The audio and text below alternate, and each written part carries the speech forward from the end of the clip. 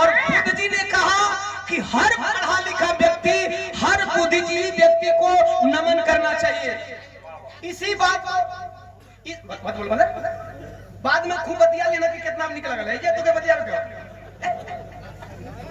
Reason क्या है ना। देखिए सब लोग शांत रहते हैं, एक लोग भी बोलेंगे तो मैं सुन लूंगा और जहां से बोलेंगे वहीं मैं बोलूंगा, सबके थोड़ी बोला बतिया भुलवा दे लोग। देखो गाना का लाइन याद भाई यार, बात सोच सोच के आदमी बोले ना पता नहीं। और रोज ये गाना सुन लोग रोज अलग बोल दे साहब, रोज अलग बोल देंगे।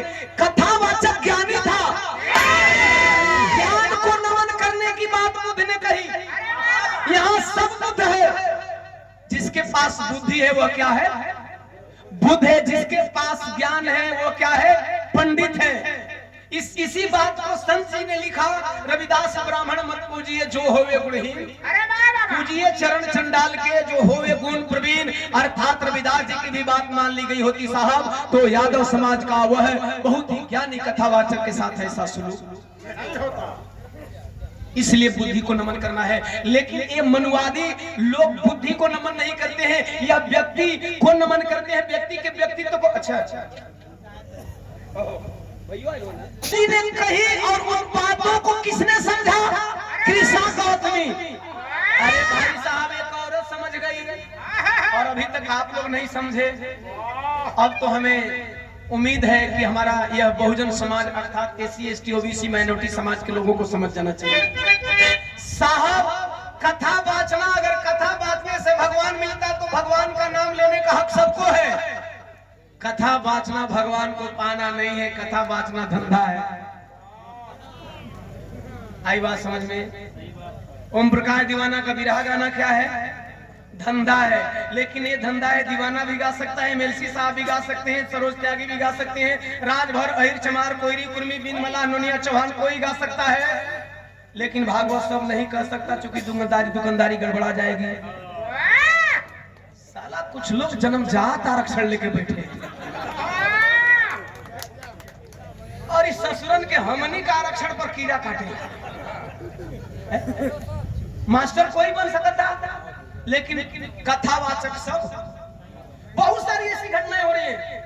आप विरोध में हुए तो जमाना जाना, बहुत सारी घटनाएं दब जाती हैं। कभी गुप्ता के साथ हो जाता है, कभी शाह के साथ हो जाता है, कभी बनिया के साथ हो जाता है। गौर करेंगे 100 रुपया बातें बड़ी अलग हो गई। अब बोले क्या कहा?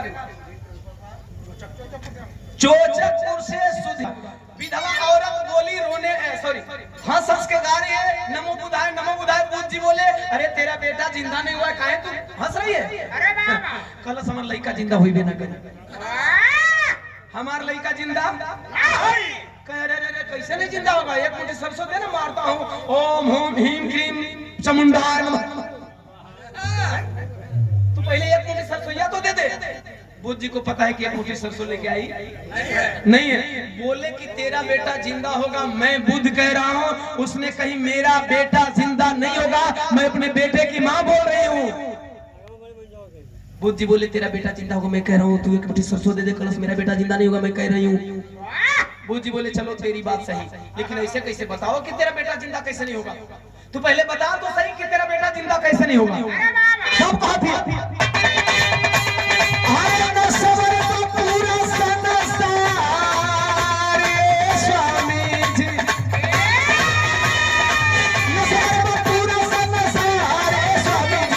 मिल गई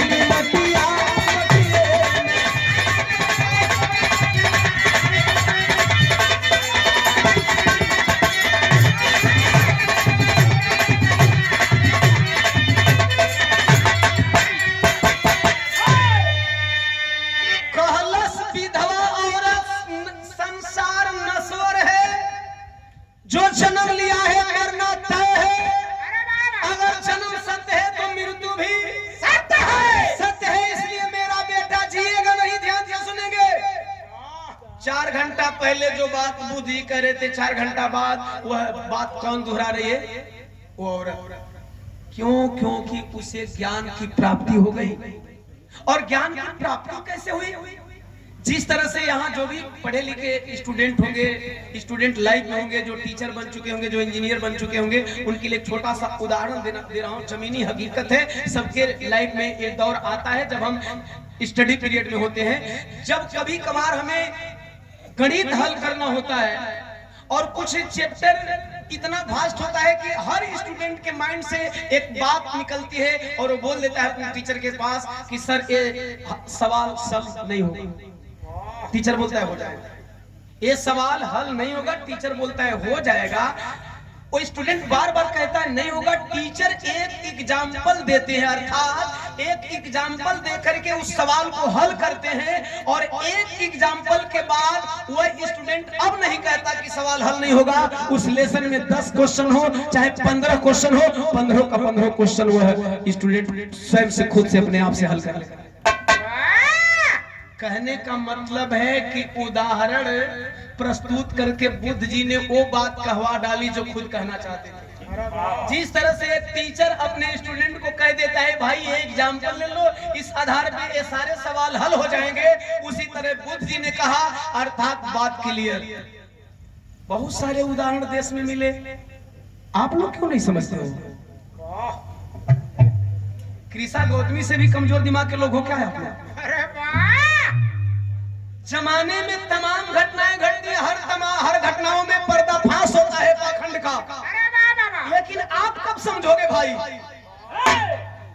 बुद्ध जी की बात समझ में आ गई, बोली कि इसीलिए मेरा बेटा जिएगा नहीं क्योंकि नश्वर संसार है। गीत की आखिरी कड़ी। बुद्ध शाहू भूले कोई नहीं पाई हो, कहले सुरेंद्र सब आगे पीछे जाई हो।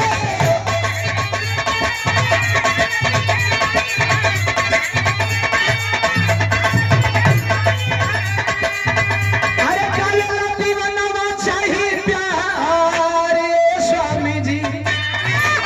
कमल कुमार मास्टर साहब 100 रुपया चरणों में प्रणाम। साधुवाद सादर। जय भीम जय भारत। धर्म